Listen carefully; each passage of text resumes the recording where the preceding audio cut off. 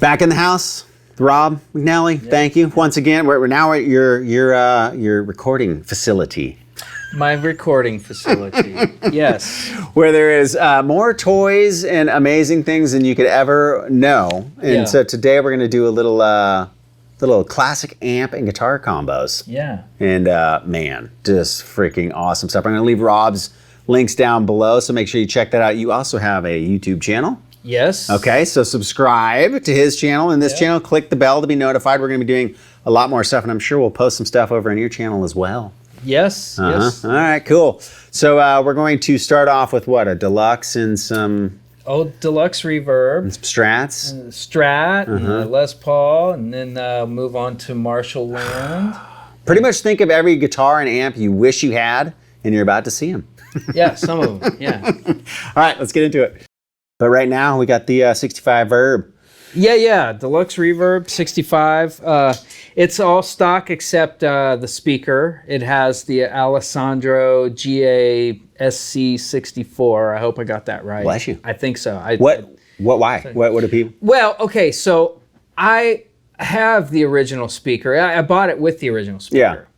But, you know, those old speakers sound really great. Yeah. And they're perfect for the amp. However, in a lot of situations I'm in, if I take that to a session and somebody says, "Hey, can you run this through an octave and a fuzz pedal?" You know, I mean, blow your speaker up. Those speakers can't handle it. Yeah.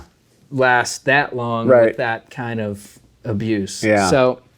So for doing what I do, I just, a lot of these old amps, unless I'm going to designate it to I never plug pedals into this amp kind of thing, because I love the way I'll just use it for that sound when it's all original. Yep. I need to make it versatile enough. Yeah. You know, so I searched for years. I've tried all kinds of speakers in there, different Celestions, different things that all sounded great, but I was always feeling like, this, you know, I wanted the original sound of that amp just in a speaker that could handle some of these sounds. Yeah. Well, and it's interesting because when that session that I was at where you guys were both playing, I don't know if it was that specific amp, but what I was shocked was it was a Fender combo of some kind, I remember. Yeah. But it's like you can fake so many other sounds. It seemed like a good platform. Exactly. You know, way to go about it. You know, all the Blackface Fender amps, I grew up playing Blackface Fender amps, and largely... so what's the years between... So the Blackface Fender thing started in, I think, 64. Okay. I think there are some earlier examples, like late 63, but typically 64 on up to whatever, 68 is when you see the Blackface amps. And the Silverface amps in the late 60s are a lot of them are still kind of the Blackface circuits. Sure. But anyway, that time range, what I like about them is they don't have a real strong, they're a little bit more hi-fi than the Brown amps or the Tweed amps that Fender had. Yeah. And so there's Which he has some of those too. Yes, yeah, and obviously we'll show you those too. Those are great sounds. I love those sounds too. But you can do more, I think, with the Blackface Fender amps and pedals. You know, if you need it to sound a little bit more like a Marshall or a Tweed or something like that. And the Blackface Fender amps will break up when you turn them up more. You know, they've got they don't get credited enough with how cool their breakup sound is. It really does sound cool. It's just got a little bit more clarity, and it holds together in the low end better, and it has less of the mid-range. Okay. So it's just a more consistent, kind of can do anything. Yeah, they've got great lows, they've got great highs that will help you stick out, you know, in a mix, I think, or, you know, whatever. And less of the mid-range. Now, if you really need that mid-rangey sound from your amp, you're probably going to lean towards a Tweed or a Marshall or a Vox. So that's the difference with the Tweeds are more mid-centric. Yeah, I would say. I mean, that's my experience. That's what I hear. Yeah. And you know, but with the Blackface thing, they're great pedal platforms. Okay. How do you typically run it? as far as settings? Is there 2 channels on those? I can't. Yeah. There's a non-reverb channel and a reverb channel. Okay. I'm always going into the reverb side because I a lot of times I will use the amp reverb. Okay. You know. And, Yeah. But I typically run most Blackface Fenders.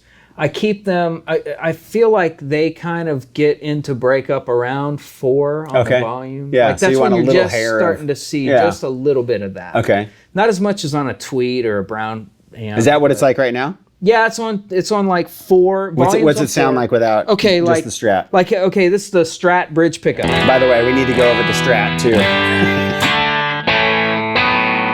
You know, neck pickup. This only has a 3-way switch. That's the middle pickup. So I mean, as you can hear, there's a lot of clarity. You can really hear everything. You can really hear all the notes in the chord. Yeah. Sounds amazing. Wait, before we move on, since it is a combo we got going on here, what's up with the guitar? Oh, so this is a 63 Strat. Whatever. Yeah, I know. I found this at Chicago Music Exchange. Great store. My buddy over there, Shelby Pollard, who I just learned recently, he's not working there anymore. He went into another direction. But man, I bought a few guitars off of him. He's a sweet guy, and he really helped me out. And that store is great. It's amazing. Like the fact that you can walk in and just pull stuff off the wall.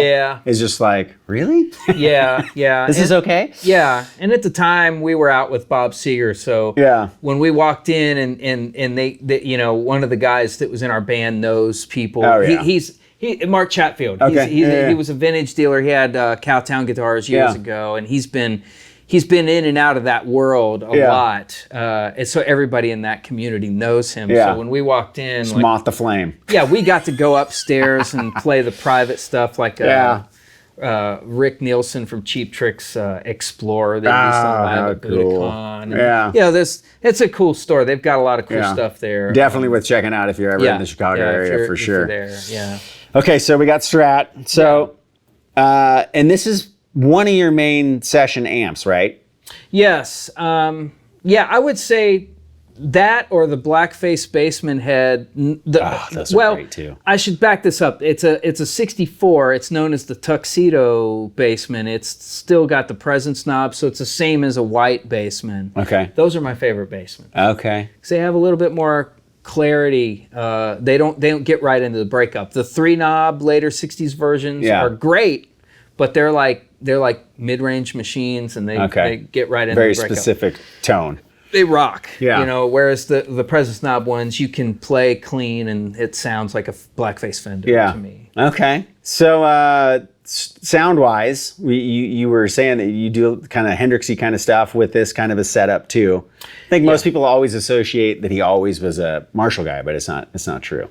Yeah, he did use a fair amount of Fenders. Yeah. Like a lot of times, like for instance, I think I saw in a book somewhere that he played through a Pro Reverb a fair amount, which I have one of those too. That they're and when you play like Wind Cries Mary through a Blackface amp that's not set to break up, it kind of makes sense. Like check this out, like a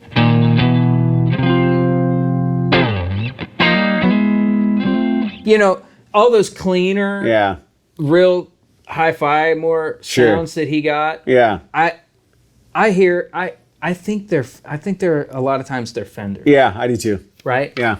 And you can tell when it's a Marshall. I mean, like Voodoo Child, the not the extended. I actually heard that my favorite tone on any Hendrix record, like as far as lead tones and all that, is the big 15-minute jam called Voodoo Child. Yeah.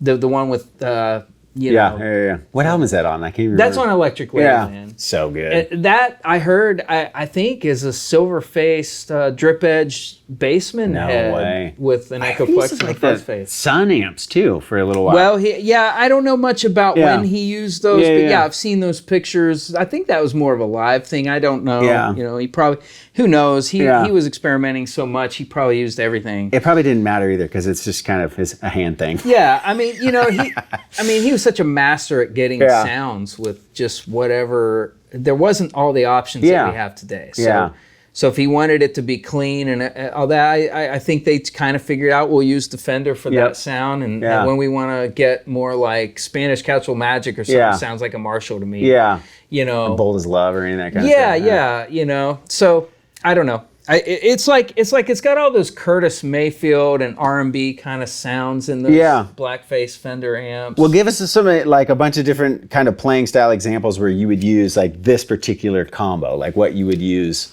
with a Strat and a that so amp. like if you're playing like kind of like an old school throwback R&B song, you know, where you needed like those what they refer to.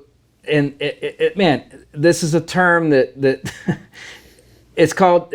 They call them chinks because that's what they sound like. Yeah. And there's like this is.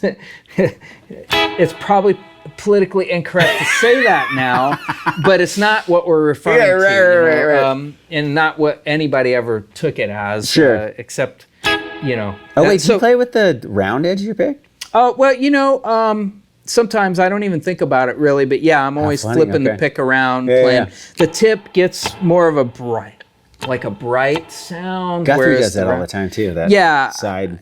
You know, at some point, I think it came about like years ago. I started using smaller picks, like jazz picks or whatever, and so I got used to not having that. So when I went back to like a regular Fender style pick, like playing on the tip felt weird. Yeah.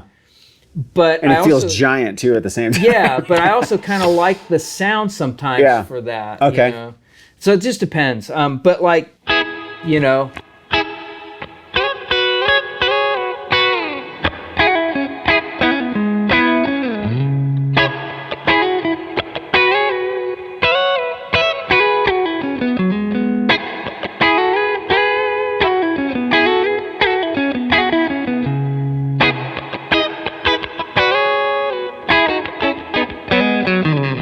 You know, like that kind of playing. Whatever. You know, it's like, and I for the purpose of this video, I didn't go turn the amp reverb on, but it's in another room, mic'd up. I'll show you. We'll show you what it looks like. And normally, on a session, I would probably just use the amp reverb for that because the amp reverb is amazing. To me the most amazing sound. Flint's pretty darn good though. But that's the Flint, and I don't even think I'll show you the board too here in a second.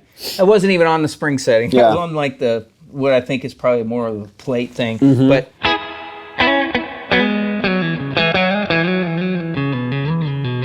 you know, but you got, you know, that was the middle pickup. It's a cool thing though too because it's not totally clean. It has a little there's still a little bit of personality. Yeah, exactly. You know? But like, you know, like I still have all the stock wiring on a Strat, which I've actually. A lot of people, I know it's popular to put the tone knob on your bridge pickup, and I have always been a person that was devoted to that sound. But in the last couple years, I kind of went back to stock wiring. I like the bridge pickup being completely full on bright as it wants to be, because I feel like like Hendrix, when he switches on that bridge pickup, it's bright as hell. It's like.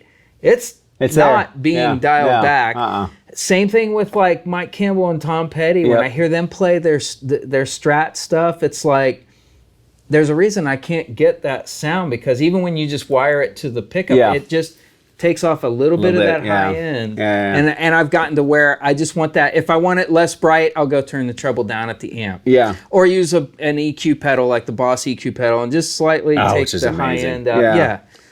One of the best pedal. I don't have it on this pedal board, but I have it on every other pedal board I have. Yeah, exactly.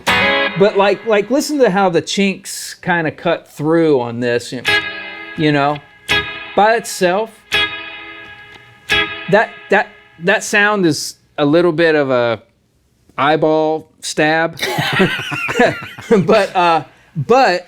You need all that brightness when you get into a track where, you know, and a lot of times, you know, when you put the reverb on there that I've got going, it helps tame that a little bit. You know what's interesting about the like a Flint, and I never noticed this before, and I think Gary Clark Jr. was the first person I ever really started to notice with it, is how when you have an overdriven amp and then the reverb hits goes into it, it creates kind of a sound where it sits more in a place with when it's in the amp, and it does, but just the relationship between distortion and reverb, and how that actually adds to the character of the distortion too it was something I never really thought about before, but once I started doing it in my own amp, I'm like, oh, that's kind of a really cool sound. Oh yeah, absolutely, man. Like if I were cutting like more of a blues track on maybe like a Buddy Guy record or something like that. Yeah. A lot of times I would go back and turn the reverb kind of up to like 4, 5. Can you simulate that on? Yeah, sure. I mean, Are you played on Buddy Guy records? Yeah. Come on. Yeah, I've played on a few of them. You've got a kind of diverse group of people that you played with. You know what? That's my favorite part. If anybody asks me what's different about maybe the things that I do as opposed to like a lot of my peers that I respect, I feel like I get called for a pretty wide range of different types of music and different types of artists. So I can be each person's go-to a little bit of the time, So I mean, I like that's that. Saying a lot though, but I mean, the Buddy Guy, that's pretty awesome. Oh, it's amazing. I mean, Did I see you with the thing with Benson too? I played on the last George Benson record. Bro, how was that? Insane. That guy is just so freaking good. Well, and the best part about, everybody knows that George Benson is unbelievable, right? Yeah. And then Buddy Guy is awesome. Unbelievable in his world. But the best thing about doing sessions with guys like that is they're not a bunch of them around anymore. Yeah. So you get to hear all these stories about stuff that isn't in books. No. Like hearing old Muddy Waters stories that actually happened to Buddy Guy while he was in his band is there's those subjects have been covered. Yeah. But when you're talking to the actual person that was there, oh my god, and you hear all these stories about John Lee Hooker and all these heroes of mine, and then even behind the scenes stuff like hearing about what it was like to be on chess sessions. Yeah. Buddy Guy was playing on Howlin' Wolf records and all, hearing how all that came together. I mean, and how it was a lot like what we do today still, just at a more primitive time and with a different style of music, But yeah, that's, the music part of it is always awesome, and getting to hear those guys play and do what they do and be next to it and experience it live. Oh my gosh. Is amazing. But man, hearing all those stories about things that happened back then, that's like the so gold. Cool. It is, man. Yeah. It's different, like you said. It's not like a magazine. It's because there's animation and you hear their voice and their inflection and like. You hear that's just a different emotional component that's not there when you read about it, Yeah, and when they write about these things, they have to edit. Yeah. So this guy's not editing. Yeah. He's telling you what really happened in long form. You're not just hearing like the cherry picked things. Okay. But yeah, so there's quite a bit more reverb now, right? Okay. And that's kind of funky. That's cool. So let's just say, and I'll demonstrate this also with a Les Paul because I think it hits harder when you're using maybe not single coils. But let's just say, I'll just turn on a King of Tone pedal right now, and give you just a little bit of maybe that's still not hitting it hard enough. Let me see what I can click on that'll give it like.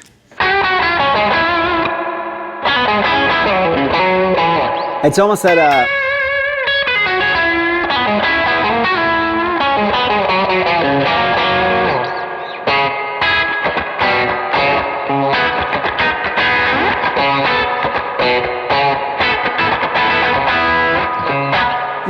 it just kind of has a little bit more like this means business. Almost Albert Collins kind of a thing too. Yeah, a little bit, I mean, he obviously played a telly, but like it's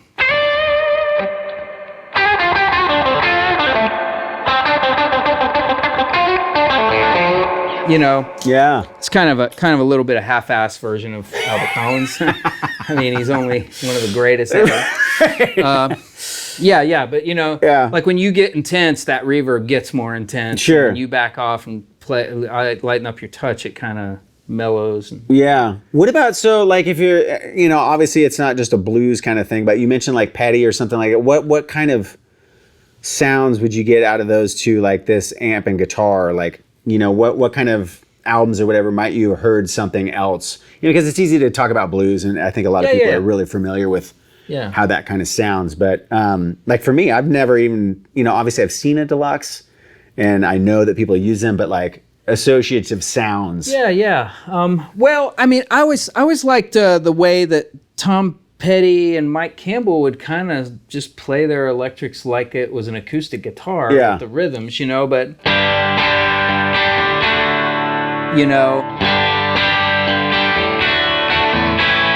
it's just a lot more. Is that there's reverb on there. Is that like just straight into it? No pedals? Yeah, there's no pedals.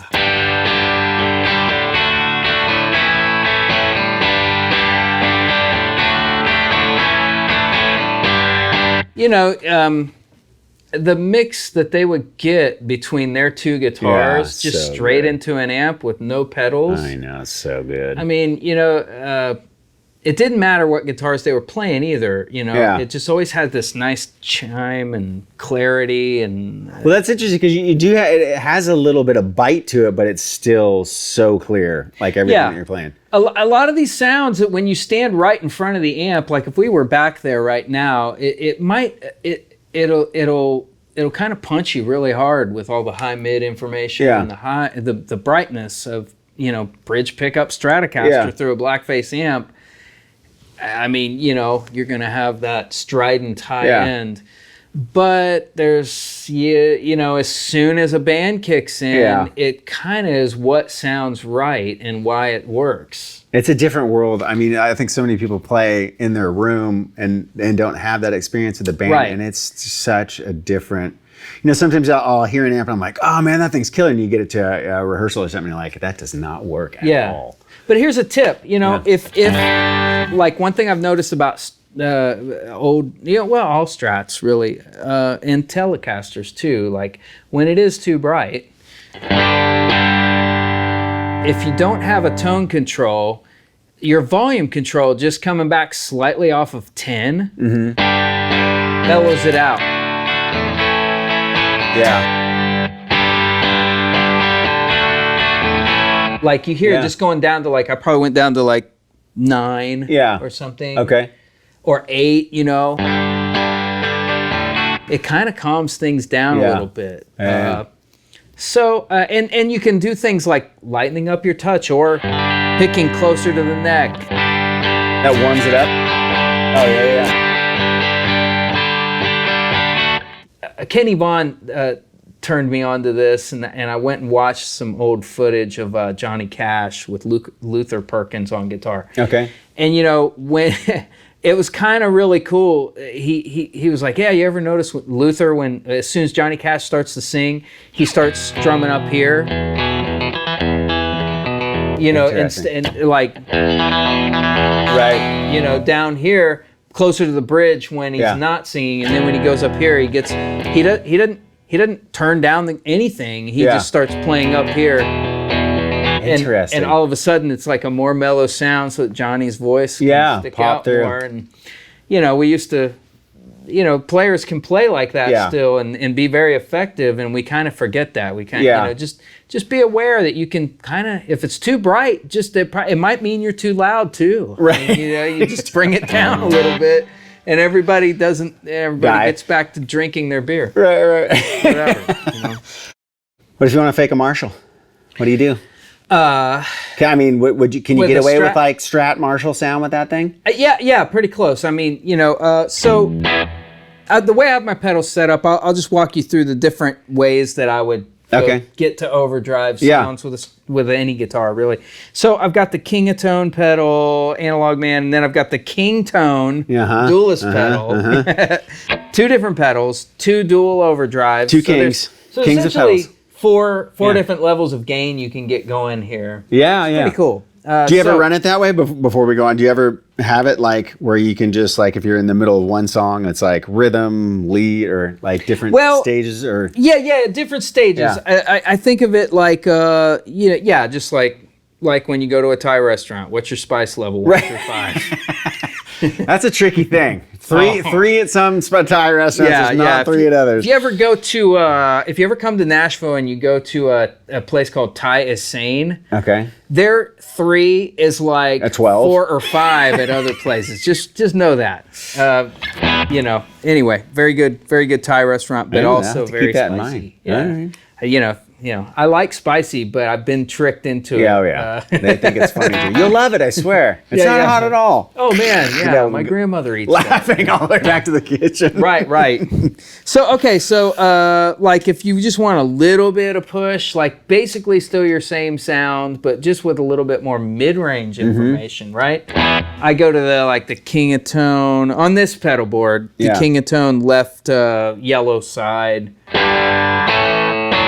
That's with it on. It's just subtly different, right? I can't get over how just rock and roll it sounds on its own. Yeah, I know. I swear to God. Nothing anybody could have told me before today. No, you can't get that kind of. I mean, Yeah, I know. It actually, I mean, a lot of times if you can get to your amp and just turn it up from 4 to 6. Yeah. It'll sound pretty rock and roll. Track, I think, right. With a Strat even. So just a little bit of cleaner side of boosting the overdrive. Okay.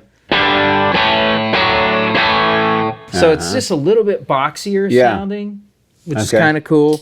Then you go to the red side, which I don't have dialed up like a ton. I think I got the gain on basically I don't know, what's that? Would you call that 1 o'clock? 1, yeah. Yeah. Oh, dude.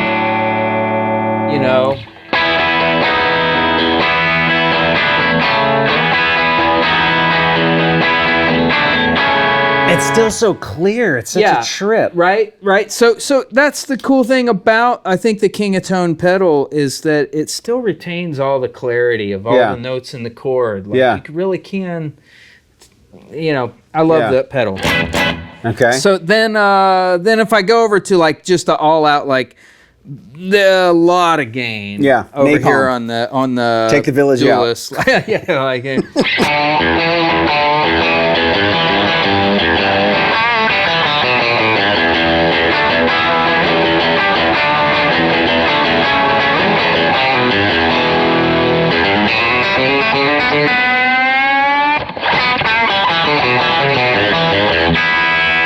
That's interesting. You get some super cool overtones with that. Yeah. It's that's the heavier side, really kind of up there in the gain. That's probably it's set that way right now. It must have just been the last setting I used. I don't typically need to use that much gain, but it sounds pretty good with that amp. I love the rock and roll. Is that the left or the right side of that? That is the left side, and then the other side I think is more the Tube Screamer side. So you can hear that more mid-range honk, but still really clear if you want to play a complex chord. I don't know if this is the right way to say it, but Tube Screamer almost sounds like it has a little bit of clean. Just instantaneously before the dirt hits it, you know what I mean? So it still almost reads like when you hit it, it's clean into dirt. You know what I mean? I don't know. It's a weird. Yeah, I never thought of it that way, but I can see why you're saying that. It also shaves off a little bit of low end. Yeah. Which a lot of people criticize it for. I think that's really useful. Yeah. That's one thing that I've noticed, especially a lot with recording artists versus hobbyists. Yeah. Is it seems like the more I am around real recording people that they don't use that much bass on their settings. Like 3 or 4 tops, Yeah, and you'd be surprised how many times I've reached over and turned the bass completely off on an amp. Yeah. Because I just, they're gonna dump that information on you later in the mix anyway to get it fit in. So if you can already do that. I mean, I've had people tell me outside of the track when I'm just getting the sound for the track. Yeah. oh, that sounds really harsh and bright. And I, I mean, like, when I'm my first rodeo. Like, okay, well, I mean, there's a lot of great engineers that I will trust their word. Right. But a lot of times I'll be like, well, let's pop this in the track for a second and see if it still seems that way. And about 9 times out of 10, they end up going, oh yeah, that actually fits. Yeah. That actually is what it's going to sound like when we mix it. Gotcha. And a lot of times what's making things harsh is just your pick attack. Yeah. Right. Like a very bright sound can all of a sudden warm up just by how much you ease back. Or like as far as like actual strength of hitting the notes? Yeah. Like your strum needs to be... Okay, give us an example since you're here. Well, I can't. It might be hard can't do it. Well, I can do it. I don't know how well I can talk about it. So I'm not really hitting the strings too hard. But it sounds authoritative at the same time, right? It's like I think what I'm doing is I take the pick, and when I'm going in, like the part of the pick that's hitting the strings is tilted up, so I'm leading. It's like this. Oh, interesting. Do you know what I mean? Yeah. I just noticed that I did. Yeah, the angle is more this way. Yeah. And it kind of is more like forgiving, but it still sounds tough. Okay. I don't know. Like, and then as I'm moving, I noticed that as I'm moving down towards the treble strings or the plain, the unwound strings, I'm bringing the pick more. The pick is tilting. Right? The angle of the pick is tilting. And like that's an exaggerated, if you can really see my hand, that's an exaggerated version of it. Right. But I don't know. I never noticed that. Yeah. It's an ear thing. I just, over years of doing it, I just kind of developed that technique. Yeah. It's interesting too, and I need to bring in another camera for that, because a lot of times when I watch players like you guys play, there's so much going on over here that's not being talked about, where it's like fanning or like just how you're able to hit. You do these big strokes, but you end up only hitting like the 2 middle strings or like all these little things that I think if you just saw somebody playing straight ahead, you're like, oh, he's just freaking killing it. And it's like, they're really not. Yeah. It's very precise. Yeah, so like the Stevie Ray thing. Yeah, exactly. Coming up through the years of like where he was our direct, guitar. Could do no wrong. Right. It always sounded like he was playing a lot harder than he is. Yeah. There were obviously times where he was really, giving those strings, the business. Yeah. But he was... But that's show almost, like live, like showmanship. Yeah, I mean, and it has a sound when he does that, but there was a whole lot of like really a lot of control in his picking hand, for sure, to where it sounded like he was hitting those strings really hard, but between the muting over here and just probably maybe he never even thought about those things, because I think a lot of the reason we don't talk about these things because every player kind of just starts naturally doing things to fix the things they hate about their playing. Well, and the other thing is he played so loud. A lot of times when you play loud, you don't have to hit. That's another thing. You can back way off, and you have a lot more levels of dynamic. Yeah. When you turn the amp up a little bit more and then adjust your playing accordingly, you can get away with a lot more. Yeah. Or you can coax more tones. You can pull more tones out of the amp. Because you can't do that funk, all that really funk stuff, or like the some of the other more ballady stuff that he did.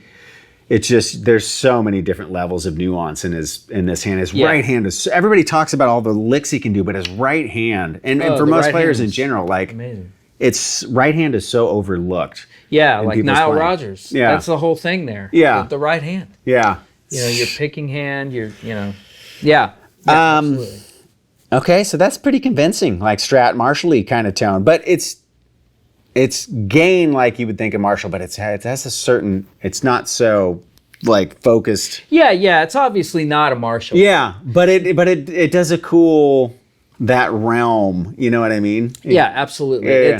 you know, we think of these sounds a lot of the time in our heads we start imagining them sounding differently than they actually sound. Yeah. You know, like when you go back and listen to AC/DC, I mean, Marshall Band. Yeah. You know, but those tones are clean. To me, I think of those as more clean sounds. Yeah. They're not using pedals. They're right. You know, they're not really. I mean, they're not really doing what we do. Yeah. Like, you know, or like, you know, a lot of tones are cleaner than you think they are. Oh, for sure. And with the availability of like isolated tracks now. Yeah. Some of the stuff. And they're brighter. Yeah. Well, or you know, the one thing that is a total kicker for me is you don't realize how much delay is on stuff a lot of times and how it gets hidden once the track comes in. Yeah, by the other instruments. Yeah, like there's a bunch of Van Halen stuff where I was just like, my God, that's a lot of delay. You know? But then you hear it and you're like, oh, okay, it just disappears in the track itself. Yeah. Well, and didn't he use an Echoplex? Yeah. I mean, or whatever. Echoplexes are so good at. You can use more delay, but they melt into the sound better. And we're going to show you here. Yeah. We'll okay, so before we get on to the Marshall, the Marshall. What about Les Paul? Oh yeah, so tones. Okay, yeah. So right here we've got a Les Paul. Right here we got another killer guitar. Yeah, really cool guitar. Actually, my friend Ryan Warner found this guitar for me. Ryan. I always trust him when he tells me there's a good Marshall or a good Les Paul. Yeah. Really, I trust Ryan with anything. Yeah. He knows so much more about guitars and amps than I will ever have time to know. But anytime he really talks about a guitar, and he told me about this guitar over at Carter Vintage. It's a Rick Nielsen Collector's Choice, which is, you know, like a copy of, like, I guess his 59. Oh, okay. I don't know much about that, but I know. But I went and played this guitar, and it sounded great. It's the closest reissue Les Paul that I have to like what an old one actually sounds like to me. Yeah. Anyway, so that's this guitar. So like a lot of times when you're in the studio around that in places around Nashville, it's really noisy. Yeah. For single coil pickups. Okay. Like the electricity of the actual room. Yeah, that 60 cycle hum that we've all heard. And like, wait a minute, sorry, like world-class studios and they haven't figured that out yet? Yeah, I mean, I'm not trying to I'm not going to name any studios where it's bad, but let's be honest, it's actually bad at almost every one of them. Yeah. And which is a trip. You know, and I'm not a big, you know, I mean, I don't want to run out and get EMGs for my guitars. Right. Yeah. Although those have a place and sound cool, and I had those back in the 80s or whatever. Zakk Wylde. yeah, exactly, man.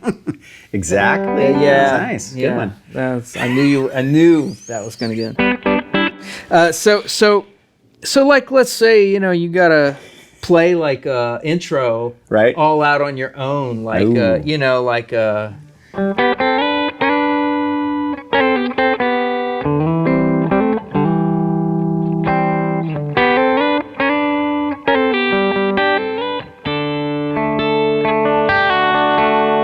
you know. Are you just freestyling? Making stuff up? Yeah. I'm just giving an example. And I'm out of tune, and I'm sorry, but whatever. You ever feel any pressure, like a bunch of guys sitting around just watching you, like, okay, Rob, go. And you're just all on your own? Man. I mean, sometimes, I mean, it depends on who they are. Yeah. You know? No pressure. We just got every best guy in the whole town and go. So, well, yeah, you feel the pressure sometimes, but, you know, that's good. Yeah. I think it's good. Yeah, I think it brings something out of you. Get you on your toes. But most of the time, I actually don't feel the pressure. Yeah. I mean, they're all your buddies at this point. They've all walked in the studio. Yeah. They know that, I mean, you know, a piano player is always under that pressure. Yeah. You know, if there's a piano intro, you got to nail it. And, you know, good luck. So I guess I was on the middle pickup, and I kind of noticed that I had the neck pickup volume down like a notch or two, like between 8 and 9 probably, and it kind of helped clean it up, but warm it up. Yeah. So that's the bridge. Okay. And if you get the right blend with the Fender amp, I mean, listen, like I'm barely touching these strings, but it sounds nice and full. Yeah. You know, like that's the great thing about these Blackface amps. You know, they kind of, when you clean up, they really clean up. Yeah. So they're very responsive in how you I think hit. so. Okay. Yeah. So neck pickup all the way up. You get a little bit more of a woody sound. That does not suck either. You know, yeah.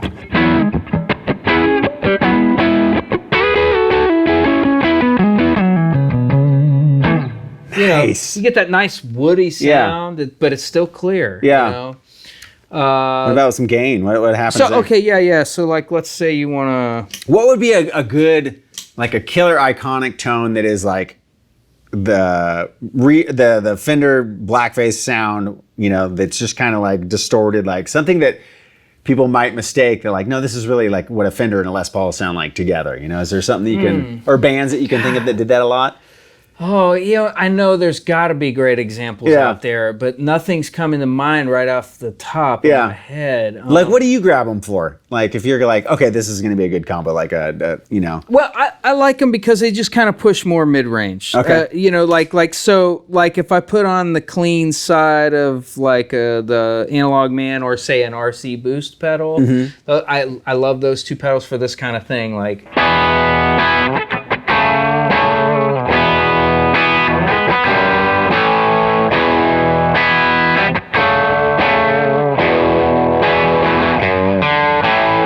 You know, like just something, just a little bit more attitude, stands up a little bit more. Does that stuff just come out of you like that? Yeah. Whatever. I gotta write a song about that. Totally. Anyway, this is like the Analog Man, a little bit more like same settings as the Strat, 1 o'clock on the gain, and the volume kind of matched. Yeah. You know?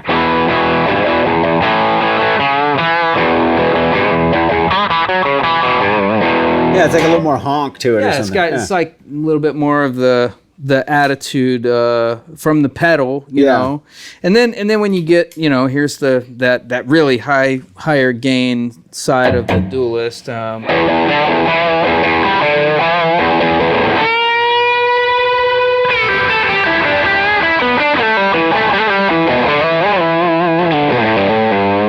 you know. So yeah, I put on a little bit of echo on there because that sounds freaking awesome. You just needed it. Yeah. You know, that's a good lead You know, sound. it's funny. Like now that I'm hearing you play this, a lot of the country records, you can hear that kind of distortion sound. Yeah, like more of the rock kind of stuff that they still kind of do. Yeah. Yeah, you need that sound every once in a while. You sound like you're really loving that style. Well, I you know, as a guitar player, it's good to do it. Yeah, it's, you know, I mean, I associate that with you know, not doing as much of that these days, and it's kind of refreshing to not have every solo default to like blues rock sounding licks and those pentatonic kind of runs. things. Yeah. I mean, you know, I've played my share. I've been a guilty offender of those kind of solos, and still, I mean, a lot of times that's just the default. But my God.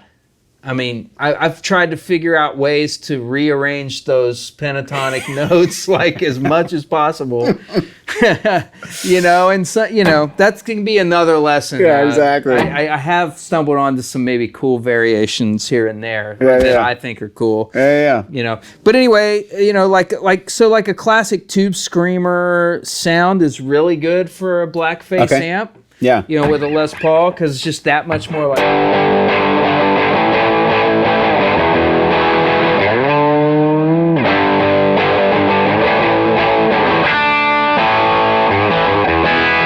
Dude, you know, that sounds freaking awesome. Like it's a little boxy sound, but you know you can hear that it's shaved off, tightened up the low end a little bit, which also makes it jump forward a little bit. You know, it's interesting. It sounds like a tone where if you actually mix that with a Marshall too, it would just be like a, you know, if another guitar player was playing, you know, something like that would just be amazing. Yeah, and a lot of times what we do on sessions, if there are two guitar players, like what sounds really good is mixing up like somebody on a Gibson with humbuckers of any kind, and then someone on a Fender with single coils of any kind. Like getting if you want to stack some we're both going to play unison rhythm together. Yeah. But we want it to be really huge. That really helps. It covers all the spectrums of like the right frequencies coming from that. And you know, they can blend that to taste in the mix, you know. We want to lean heavier on the Gibson or whatever. Speaking of sessions and that kind of thing, if you were going to pick 3 amps that you most commonly see everybody default to when you're on sessions, like what would they be? Man, I mean, a Fender, Fender or a Marshall or but like old school Fender like this, like a Blackface? Yes, definitely. I see a lot more vintage amps than I see anything else. Okay. It's like we tend to use man, I mean, I've been using the Presence Knot Bassman for years. I know like Adam Schoenfeld is famous for his wicked tone using. too. Oh yeah, I mean, he's got one of the best his tones are amazing. He's great. Yeah. I love that guy. Yeah. He's fun to hang out with. Too, he's fun. He's just everything so about him. He's built for this business. He's talented, man. Yeah. But anyway, you know, he was kind of like the guy that was like kind of using the 3-knob Bassman, I think, a lot. And I use the Presence Knot Bassman a lot, you know, because it kind of has a little bit more. I need every amp that I play through. I have to be excited about the clean sound. Yeah, that's where I come from. Yep. I like it has to have a good clean sound. If it doesn't have that, if it's all just rock, then for me I can only use it for certain one things. Thing. Right? Yeah. And even Marshalls, I love the clean sounds in Marshalls. They're so good. Yeah. You know. But I probably see old Fenders, old Marshalls, and like Plexi style or like you know, early 70s or Plexi, or even some of the 80s, or late 70s ones that are like the 80s or early 80s, late 70s. I have one an 1980 non-master volume super lead that sounds great. I mean, you know, I use that sometimes. And then you see something Voxy. You see something that's like either an old Vox AC30 head or combo, or you see Matchless. Yeah. You know. Which one's it? So is it the DC30? Is that the DC30 is the 212 combo. Yeah. The HC30 or the SC30 is the 112 combo. And then the HC30 is the head version. Okay. And I have... Is that a kind of a Voxy sounding amp, or is that... Yeah.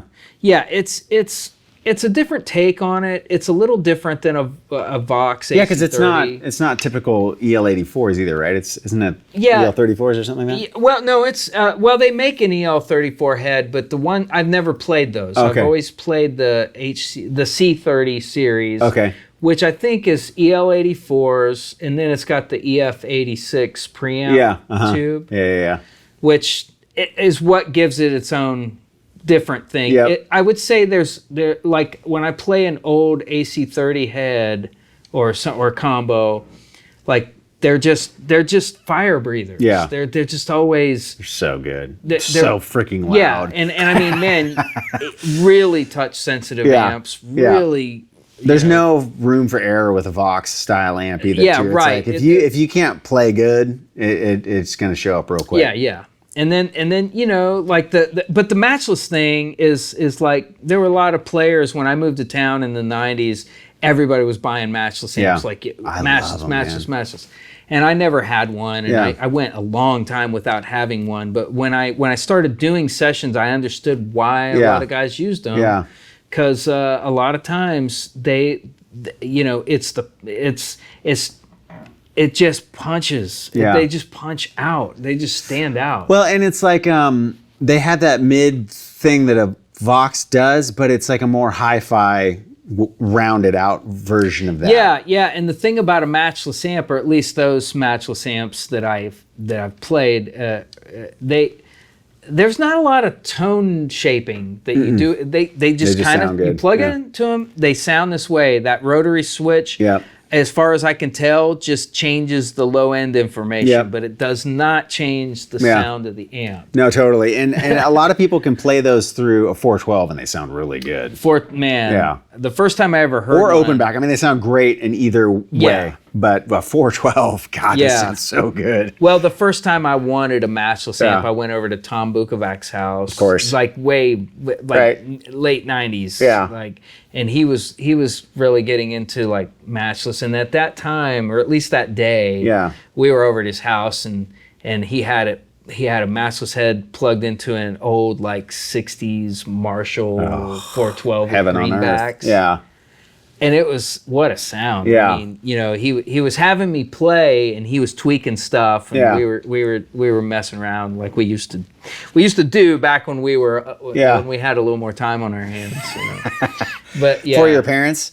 right before, you know, we just kind of got busy. You know. But yeah, that I remember that day. I'll always remember that. We had a lot of fun back then. Yeah. He and I kind of mess around with different guitars and stuff like that. Yeah.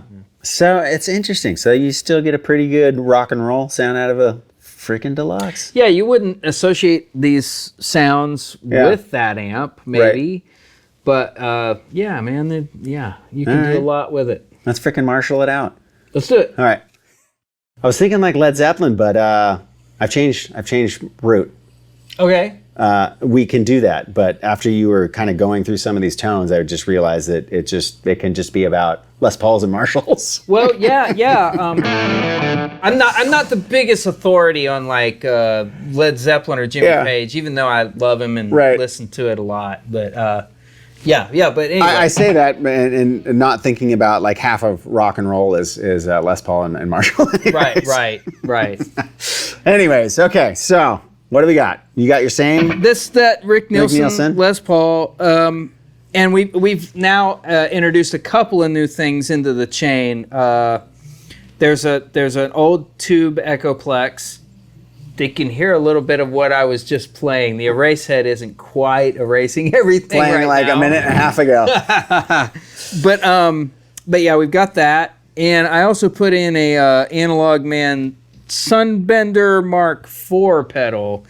It's become my favorite you got fuzz all the good pedal. Ones.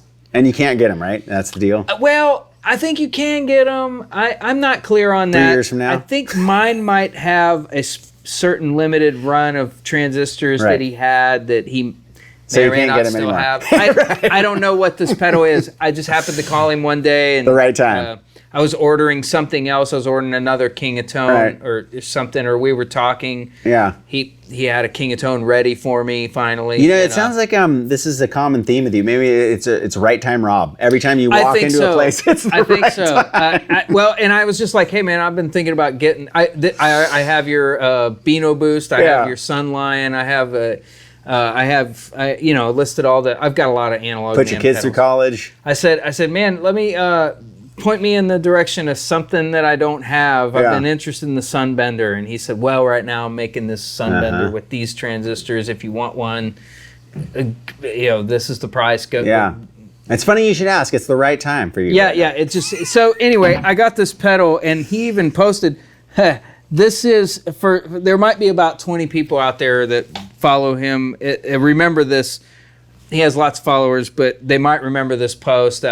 I accidentally came home from a run with Seeger and I brought this pedal home from the road and it was in my clothes in the suitcase and I just pulled out, I forgot, and I pulled out all my clothes and just threw them in the washing machine. Hit wash, went out, ran a few errands. It's like first day back that I was going to be home for a couple weeks. So I was like, oh man, I get all my errands knocked out so I can actually enjoy time on the couch.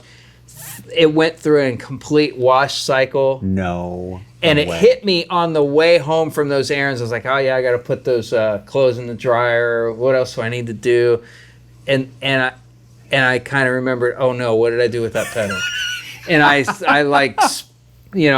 got home as fast as I could, and sure enough, it was sitting there soaked in the washing machine. So I took the back off, took the battery out, let it dry out for like, I took a hair dryer and dried it out and just really let it dry out. And then I plugged it in and it still worked. See that right there? Bulletproof.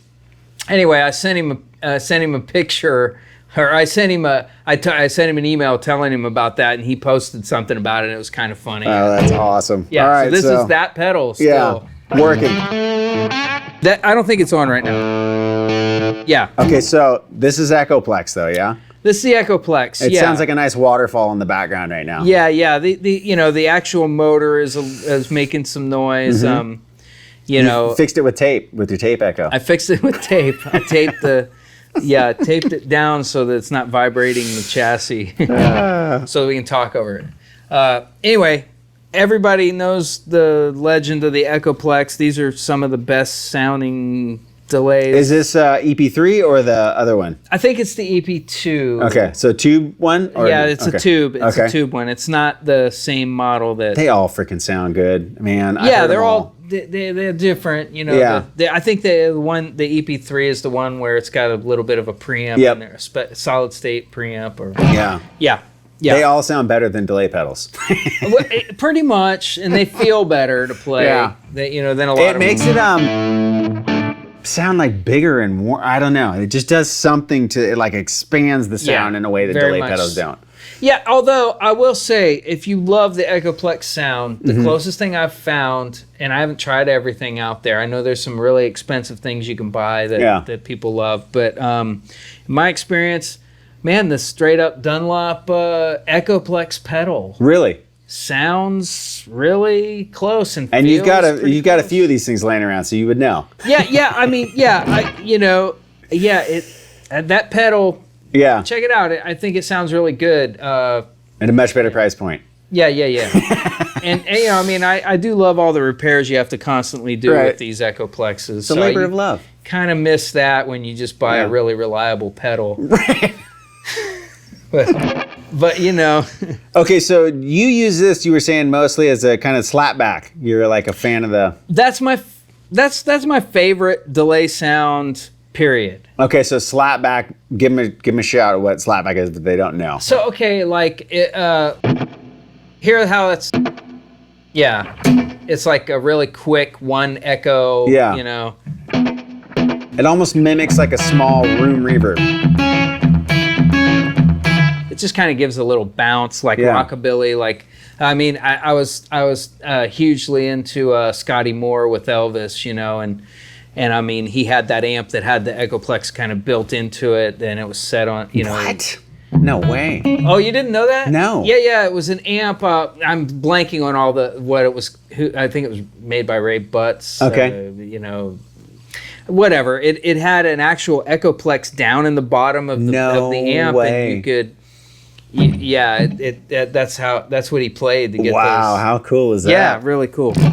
But yeah, so then they came out with, so if you really want to turn up the effect, you can get those like sort of Scotty Moore. I mean, this Les Paul and Marshall isn't the best way to illustrate Scotty Moore, but you can get, that's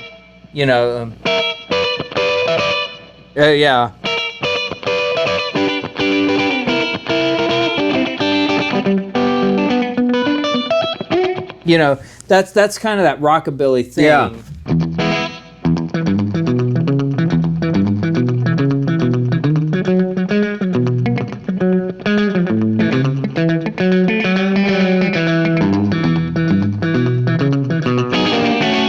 That's awesome. You get that's like a cool chorus kind of effect to it too. Yeah. They kind of have a little bit of a warble, you know. So, but even still, like you can hear, like on "Song Remains the Same." I think that was the first time that I kind of was hearing an Echoplex like this in a rock setting. Yeah. Like the movie "Song Remains the Same." Like there was always that going on with Page's sound. Yeah. Maybe a little more subtle than that, but like like you kind of hear that on that movie a lot. So there's that, and I don't know if Keith Richards used an Echoplex on Brown Sugar. I kind of don't see that happening. Yeah. But you can hear a little bit of like, you know. Oh, yeah. Yeah. This is obviously But he uses Echoplex type stuff now. I mean, I've seen him, I think, in the rig rundowns. There's a couple in the back. Yeah, he has them. Yeah, he has a tape echo in there, and I mean, is that part of his sound now, obviously, or it must be. Yeah. I mean, I don't really hear that when I hear the Stones live these days. But you're also in an arena. Yeah, right. It's kind of hard to hear what's going on here with echo or delay. Yeah. But yeah. So there's that. What about when you combine it with like a distortion and like the some of the tones that I really like are the old Walsh. Oh tones, yeah. So let's see if we can get a delay time that's like a little bit longer. Yeah.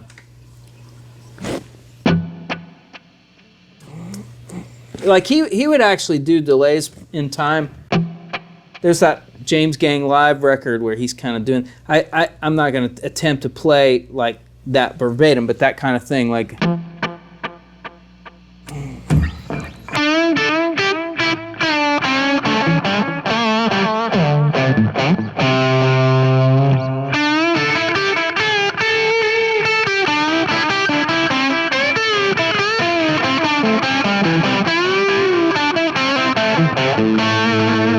Yeah. I'm. The whole turn to stone and stuff too. Yeah. These things handle gain well. Like here's a little bit of like overdrive.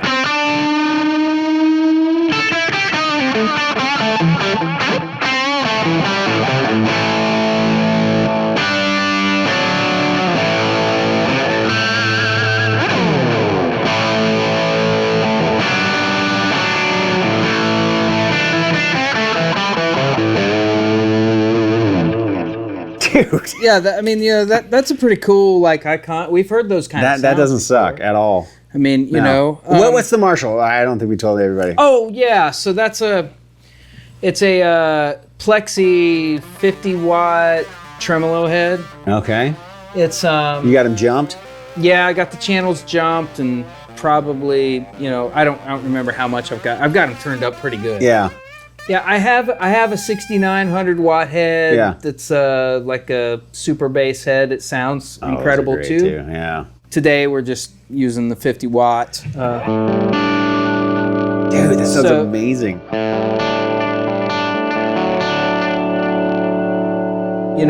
Yeah, I mean, backing off the volumes. Yes.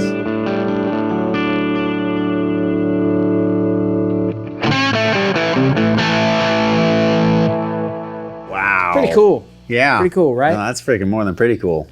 Yeah. Okay, then what happens when you hit it with like the fuzz or whatever? Okay, so like let's see.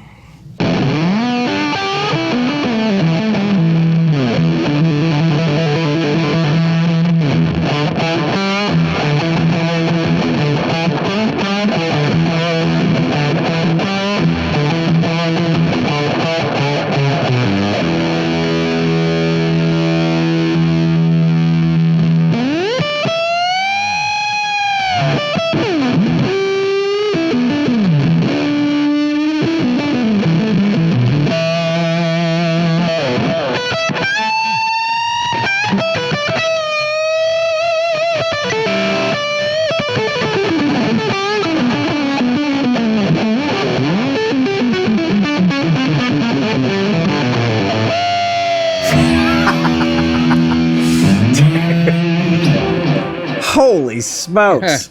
All right, so let's do a little P90 action because I think that's one of my favorite sounds of all time is P90s in a Marshall. I mean, it's kind of tough to beat. It's kind of a different grind. I won't drop different this one, twang, you know. So this is, I think this is, I've probably played this in other videos or whatever. Wait, how come it doesn't go when you plug your guitars in? Oh, because you put your volume pedal down. I was like, volume is that a new cool down. pedal or cable? Yeah, I have this. They say tone is in the hands, right. So I just disable that feature with my hands. Oh, dude. Yeah. Right. So let me get back to like more of the slapback thing. Okay.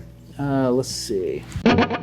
Okay, that's another cool thing about Echoplex. I always heard guys talk about this, like if you put it on the slapback setting and then crank up the repeats a little bit more, where it's like, hear all that? Yeah. Like if you get a little bit tighter with that, like, oh, yeah.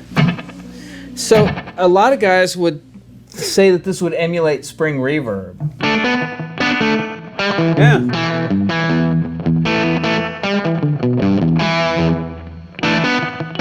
That sounds really good. So that's kind of a cool feature about these, So I don't know. The P90 thing, this could probably get you a little closer to like Scotty Moore. Well, it's a little woolly for it, but like middle position.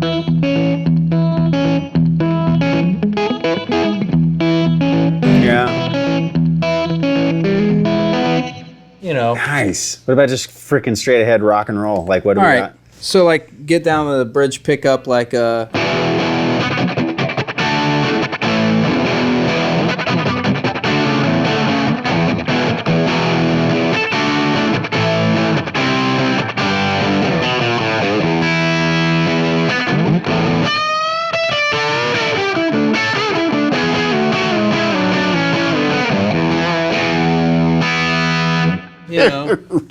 What's the neck sound like with it? Okay, like it's pretty. This guitar has a woolly.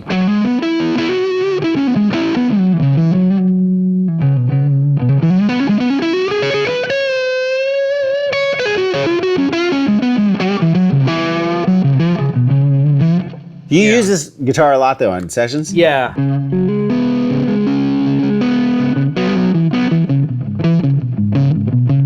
Like that's pretty good, like sort of fuzzy sound even without a fuzz pedal. Yeah.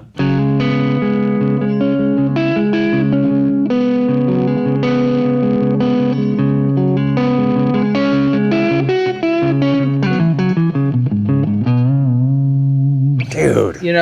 It's pretty swampy sounding guitar. What's the deal with that guitar?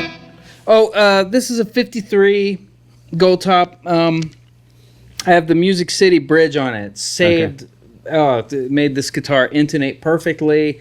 Didn't change the sound at all. Yeah. The original bridge had actually worn grooves to where it was kind of sitaring a lot. Yeah. I still have the original bridge, but it wasn't practical to use anymore. And this did a couple of things. These Music City bridges for these type of guitars are awesome because they'll intonate perfectly. And they will they also, like a lot of times you look at these old P90 guitars and the strings are not going over the pole pieces of the pickup. No, they're not. Yeah, right? Yeah. This lines all that up. No I don't know way. how they figured that out, but like when I started using this bridge, like all the strings actually run right over the pole pieces now. And I mean, I could hear a difference. Oh, I bet you could. It sounded better. Yeah. I didn't lose anything. Yeah. Tonally, I gained more output on certain strings that was kind of like, you kind of dodgy before. So that's the middle pickup with both the volumes on 8, tone knobs all the way up.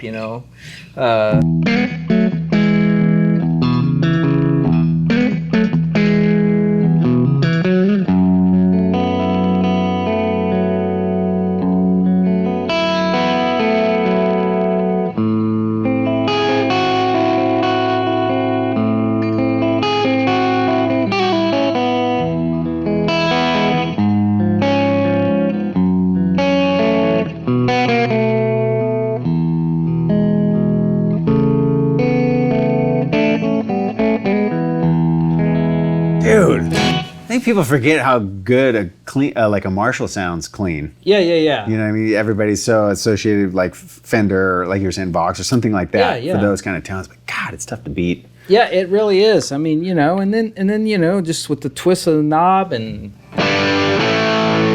You don't even need pedals. That's the great. There are no pedals on right now. Exactly.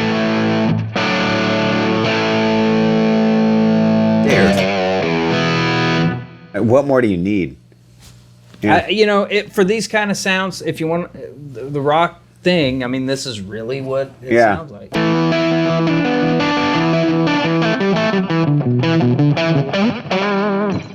Wow. All right, so you got one more Gibson over there. Yeah. So SG, we got. This is just a reissue SG. I bought just. I plugged it in. Easy. Yeah. Don't need to add expense to my life.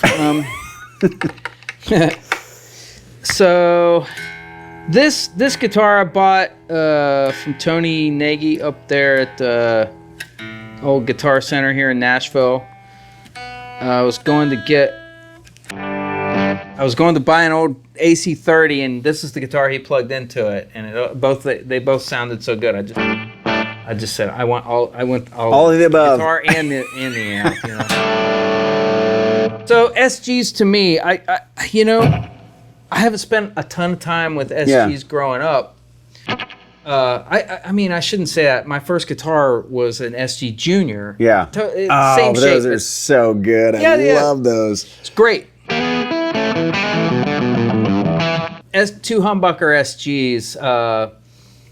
I've sometimes they're a little bit easier to use than a Les Paul. Yeah, that's they tilt. It's just a different tilt in the EQ curve. It's just a little brighter, a little less. Yeah. So it obviously still rocks.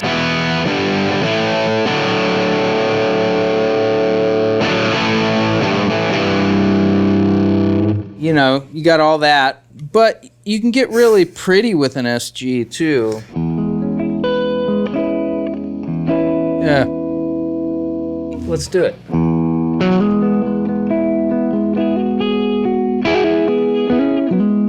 Yeah.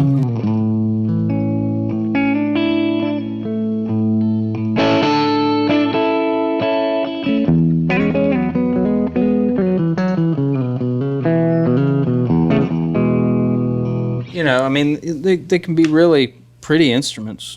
God, that freaking chord sounded so good. Oh, I know. Jesus. So now we're on the neck pickup. I don't know, volume on 8 on the guitar.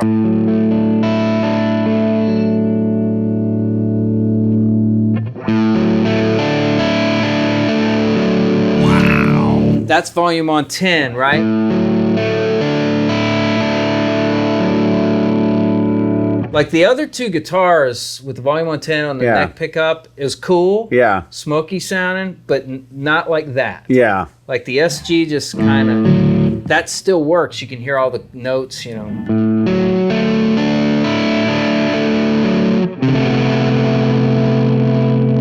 seems like a more mid-centric Gibson. Yeah, it's like more focused. Yeah. I don't know.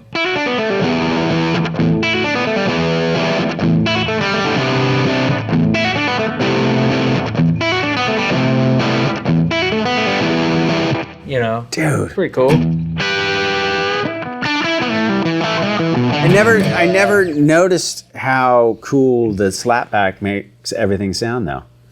Yeah, I mean, Slapback is like it's like Reverb and Slapback just kind of.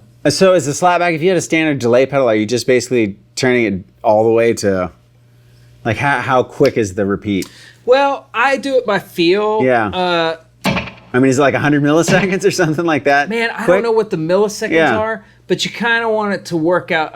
A lot of times I try to get it to work out like I think of the tempo of the song generally that I'm going to play somewhere like a 16th note.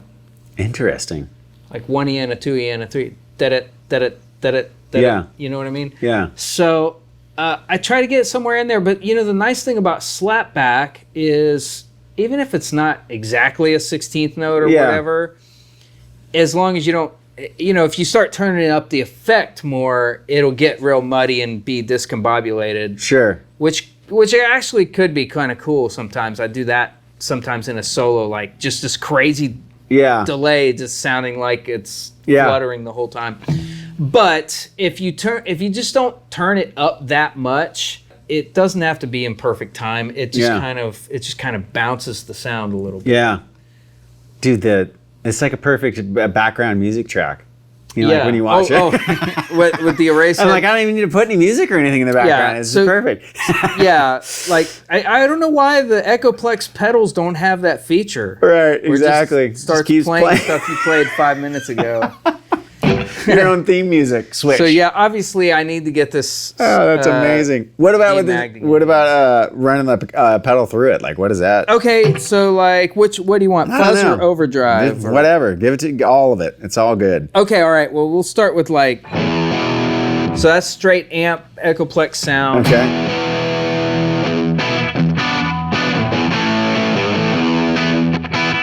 Little bit of the boost side of the King of Tone.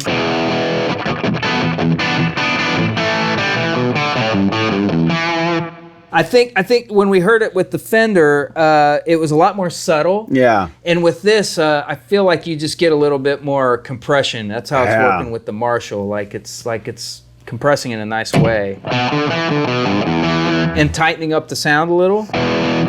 So then the heavier side of the King of Tone.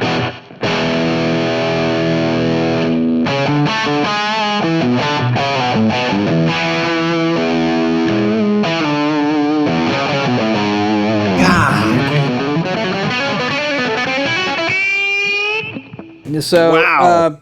What's in the cab?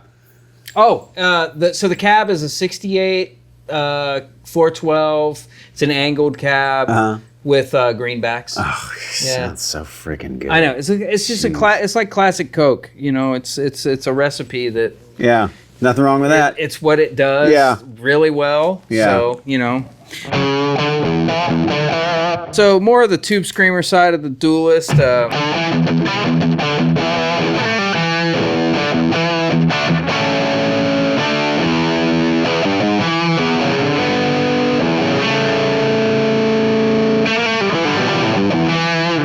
So there's that, and then the real heavy side that we were messing with.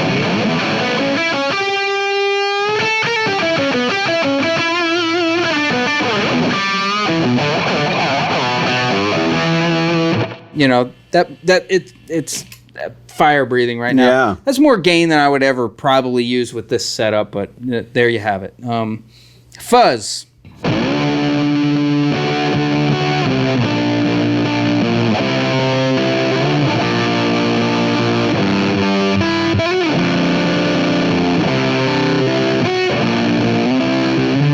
Does that fuzz clean up really good? The tone bender circuit doesn't like a fuzz face, but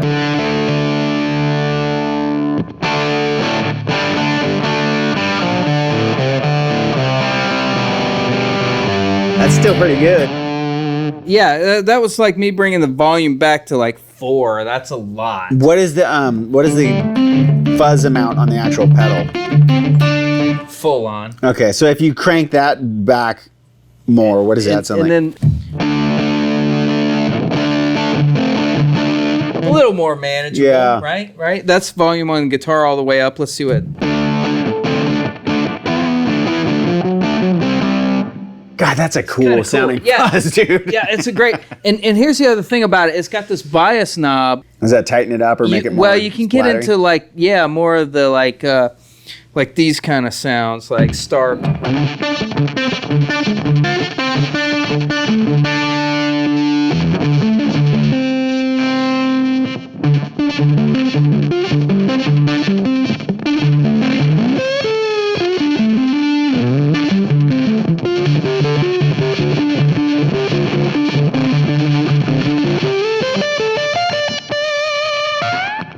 It like cuts off, it gains a little bit. Oh, that's amazing. You go even further, like. Oh,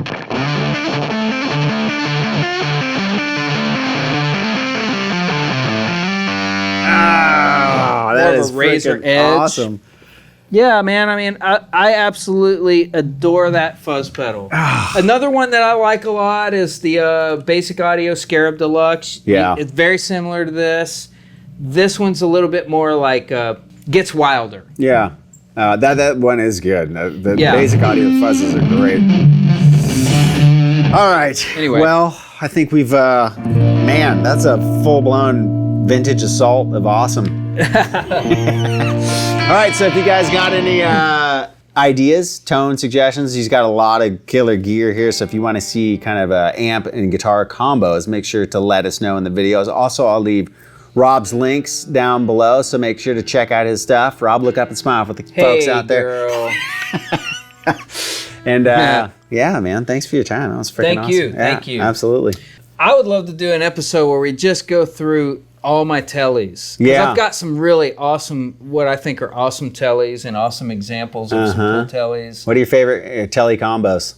Oh man, well I've got this Sen telly. I've got actually two Sen tellies, one with a B bender and my Sunburst telly that a lot of people love that thing. Know about. Yeah.